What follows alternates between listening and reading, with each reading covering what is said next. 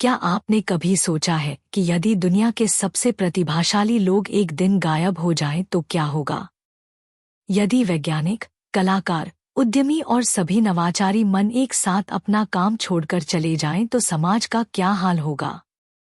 आज मैं आपको एक ऐसी कहानी सुनाने जा रहा हूं जो न केवल एक उपन्यास है, बल्कि मानवता के लिए एक दर्शन, एक चुनौती और एक सवाल है। यह कहानी है एन रैंड के महान कृति एटलस श्रग्ड की। सन 1957 में प्रकाशित यह 1168 पन्नों का महाकाव्य केवल एक कहानी नहीं, बल्कि मानवीय चेतना की एक क्रांति है। जैसे प्राचीन काल में वेदोपनिषदों ने ज्ञान का प्रकाश फैलाया था, वैसे ही इस उपन्यास ने आधुनिक युग में व्यक्तिवाद और तर्कसंगत चिंतन का मार्ग प्रशस्त किया है। कहानी का केंद्र है डैग्नी टैगार्ट, एक रेलवे कंपनी की उपाध्यक्ष जो अपनी बुद्धि और दृढ़ता से एक डूबती हुई दुनिया को बचाने का प्रयास कर रही है। उसके साथ है हैंक रियर्डन, एक इस्पात उद्यमी जिसने अपनी खोज से एक नई धातु का आविष्कार किया है। ये दोनों पात्र केवल काल्पनिक चरित्र नहीं हैं, बल्कि उन सभी का प्रतिनिधित्व करते हैं जो समाज की प्रगति के लिए दिन-रात मेहनत करते हैं। लेकिन यहाँ एक रहस्य है। धीरे धीरे समाज के सबसे योग्य लोग गायब होते जा रहे हैं। एक एक करके वैज्ञानिक, कलाकार, उद्यमी सब कहीं खो जा रहे हैं। और हर बार जब कोई पूछता है कि ये लोग कहाँ गए हैं, तो एक ही जवाब मिलता है, कौन है जॉन गाल्ट? यह प्रश्न केवल एक वाक्य नहीं है, बल्कि एक दर्शन है। यह उस व्यवस्था के विरुद्ध एक मौन विद्रोह है जो प्रतिभाओं को दबाती है, जो कड़ी मेहनत करने वालों से उनकी संपत्ति छीनकर उन लोगों को देती है जो कुछ नहीं करते। एन रैंड ने इस उपन्यास के माध्यम से ऑब्जेक्टिविज्म दर्शन प्रस्तुत किया है। इस दर्शन के अनुसार वास्तविकता निरपेक्ष है, तर्क ही ज्ञान का एकमात्र साधन है, और स्वार्थ सबसे बड़ा नैतिक उद्देश्य है। यह सुनने में विचित्र लग सकता है, लेकिन इसका अर्थ यह नहीं है कि हम दूसरों को हानि पहुंचाएं। इसका अर्थ है कि हम अपनी क्षमताओं को पूर्ण रूप से विकसित करें और अपने सर्वोत्तम स्वरूप को प्राप्त करें। जैसे गीता में श्री कृष्ण ने अर्जुन से कहा था कि अपने धर्म का पालन करना ही सबसे बड़ा कर्तव्य है, वैसे ही रैंड कहती है कि अपनी बुद्धि और प्रतिभा का उपयोग करना हमारा सबसे बड़ा धर्म है। जब डैग्नी अपनी रेल लाइन को बचाने के लिए संघर्ष करती है, तो वह केवल अपने व्यवसाय की रक्षा नहीं कर रही, बल्कि सभ्यता की रीढ़ की हड्डी को बचा रही है। उपन्यास में सबसे महत्वपूर्ण पात्र है जॉन गाल्ट। वह केवल एक व्यक्ति नहीं है, बल्कि एक विचार है। वह दिखाता है कि जब समाज अपने सबसे योग्य लोगों का शोषण करता है, तो वे लोग क्या कर सकते हैं। गाल्ट का समाधान है हड़ताल। लेकिन यह मजदूरों की हड़ताल नहीं है, बल्कि मस्तिष्क की हड़ताल है। गाल्ट की घाटी, एक छुपी हुई जगह जहां दुनिया के सबसे प्रतिभाशाली लोग जाकर बस गए हैं। यहाँ वे पूर्ण स्वतंत्रता में रहते हैं, बिना किसी सरकारी हस्तक्षेप के। यह स्थान केवल कल्पना नहीं है, बल्कि एक आदर्श का प्रतीक है, एक ऐसा समाज जहां मेरिट का सम्मान होता है, जहां कड़ी मेहनत का फल मिलता है। उपन्यास में पैसे की अवधारणा को भी नया अर्थ दिया गया है। फ्रांसिस्को डिएनकोनिया कहता है कि पैसा बुराई की जड़ नहीं है, बल्कि यह मनुष्य की सोचने की क्षमता का प्रतिफल है। पैसा केवल एक माध्यम है, ईमानदार व्यापार का, मेहनत का, प्रतिभा का। जब हम हैंक रियर्डन के संघर्ष को देखते हैं, तो हमें अपने समाज में भी ऐसे लोग दिखाई देते हैं।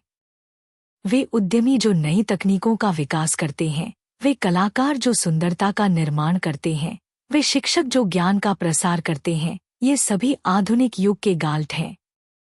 रियर्डन की कहानी विशेष रूप से प्रेरणादायक है।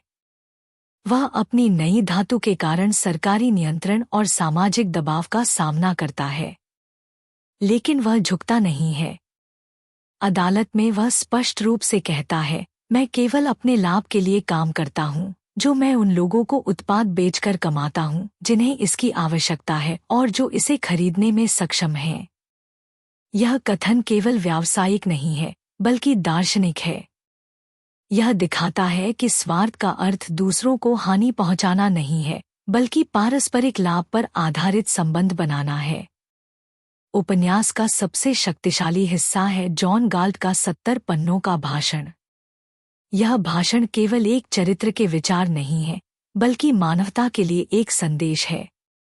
गाल्ट कहता है कि मनुष्य का मन ही सभी संपत्ति का मूल है। श्रम या प्राकृतिक संसाधन नहीं, बल्कि सोचने की क्षमता ही असली धन है। यह विचार हमारे प्राचीन दर्शन से भी मेल खाता है। उपनिषदों में कहा गया है, सा विद्या या विमुक्ते, वही शिक्षा है जो मुक्ति दिलाए। रैंड भी यही कहती है कि ज्ञान और तर्क ही मनुष्य को सभी बंधनों से मुक्त कर सकते हैं। लेकिन यह उपन्यास केवल दर्शन नहीं है, यह एक चेतावनी भी है। यह दिखाता है कि जब समाज अपने सर्वश्रेष्ठ लोगों को दबाता है तो क्या परिणाम होते हैं। सरकारी नियंत्रण बढ़ता जाता है, नवाचार रुक जाता है और अंततः पूरी व्यवस्था ध्वस्त हो जाती है। आज के युग में यह संदेश और भी प्रासंगिक है। जब हम देखते हैं कि प्रतिभाशाली लोग बेहतर अवसरों की तलाश में दूसरे देशों को चला जाते हैं, तो यह गाल्ट की हड़ताल का ही एक रूप है। जब नवाचारी कंपनियां अत्यधिक नियंत्रण के कारण दूसरी जगह चली जाती हैं, तो यह भी गाल्ट के सिद्धांत का प्रमाण है। डैग्नी टैगार्ड का चरित्र आधुनिक नारी शक्ति का प्रतीक है। वह दिखाती है कि एक महिला किस तरह अपनी बुद्धि और दृढ़ता से पुरुष प्रधान समाज में अपना स्थान बना सकती है। उसका हैंक रियर्डन के साथ संबंध केवल प्रेम कहानी नहीं है, बल्कि दो समान मानसिकता वाले लोगों का मिलन है।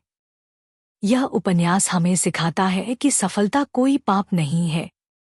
मेहनत करना, नवाचार करना, धन कमाना, ये सभी मानवीय गुण हैं, अपराध नहीं। जब समाज इन गुणों को दबाता है तो वह अपना ही नुकसान करता है। आज जब हम चारों ओर देखते हैं तो हमें लगता है कि रैंड की भविष्यवाणी सच हो रही है। नवाचार की गति धीमी हो रही है, प्रतिभाएं पलायन कर रही हैं और समाज में निराशा का माहौल है। लेकिन इस अंधकार में भी आशा की किरण है। वह आशा है हर उस व्यक्ति में जो अपनी प्रतिभा को विकसित करने में लगा है, जो नई चीजों का आविष्कार कर रहा है, जो समाज की बेहतरी के लिए काम कर रहा है। ये सभी आधुनिक युग के गाल्ट हैं। एटलस श्रग्ड केवल एक उपन्यास नहीं है, यह मानवीय संभावनाओं का गीत है। यह बताता है कि मनुष्य अपनी बुद्धि और मेहनत से क्या कुछ नहीं कर सकता। जैसे एटलस अपने कंधों पर पूरी दुनिया को उठाकर रखता है, वैसे ही प्रतिभाशाली लोग अपने कंधों पर सभ्यता का बोझ उठाते हैं। लेकिन सवाल यह है कि यदि एटलस कंधे झटक दे तो क्या होगा? यदि ये प्रतिभाशाली लोग अपना सहयोग वापस ले लें तो समाज का क्या हाल होगा? यही प्रश्न आज हमारे सामने है। इस उपन्यास का संदेश स्पष्ट है, मेरिट का सम्मान करो, प्रतिभा को पनपने दो, नवाचार को प्रोत्साहित करो। यदि हम अपने सबसे योग्य लोगों को दबाएंगे तो वे चले जाएंगे और हमारे पास केवल मध्यमता बचेगी। रैंड का यह कहना कि मन ही सब कुछ है, हमारे वेदांत से मेल खाता है। जैसे उपनिषदों में कहा गया है, मन एव मनुष्याणां कारणं बन्धमोक्षयो, मन ही मनुष्य के बंधन और मोक्ष का कारण है। जब हम अपने मन को तर्कसंगत बनाते हैं तो हम स्वतंत्र हो जाते हैं। यह स्वतंत्रता केवल राजनीतिक नहीं है, बल्कि मानसिक है। यह उस व्यक्ति की स्वतंत्रता है जो अपने विवेक के आधार पर निर्णय लेता है, जो दूसरों की मान्यताओं के दबाव में नहीं आता। एटलस श्रग्ड आज भी उतना ही प्रासंगिक है जितना 1957 में था। यह हमें दिखाता है कि व्यक्तिगत उत्कृष्टता और सामाजिक प्रगति कैसे जुड़े हुए हैं। जब व्यक्ति अपनी पूरी क्षमता से काम करता है तो पूरा समाज लाभान्वित होता है। अंत में यह उपन्यास हमसे पूछता है, आप कौन हैं? क्या आप एक निर्माता हैं या विध्वंसक? क्या आप अपनी बुद्धि से काम लेते हैं या दूसरों के भरोसे जीते हैं? क्या आप गाल्ट हैं या टैगार्ड? यह प्रश्न आसान नहीं है, लेकिन इसका उत्तर ही हमारे जीवन की दिशा तय करता है। यदि हम अपने मन की शक्ति को पहचान लें, अपनी प्रतिभा को विकसित करें और समाज की सेवा में अपना योगदान दें, तो हम भी उन महान व्यक्तित्वों में शामिल हो सकते हैं जो इतिहास बनाते हैं। एटलस श्रग्ड का यही संदेश है, उठो, जागो, अपनी क्षमताओं को पहचानो और दुनिया को बदलने का साहस करो। क्योंकि जैसा कि गाल्ट कहते हैं, मैं शपथ लेता हूँ कि मैं अपना जीवन अपने लिए जीऊंगा और उसे न तो दूसरों के लिए बलिदान करूंगा और न ही दूसरों को अपने लिए बलिदान करने दूंगा।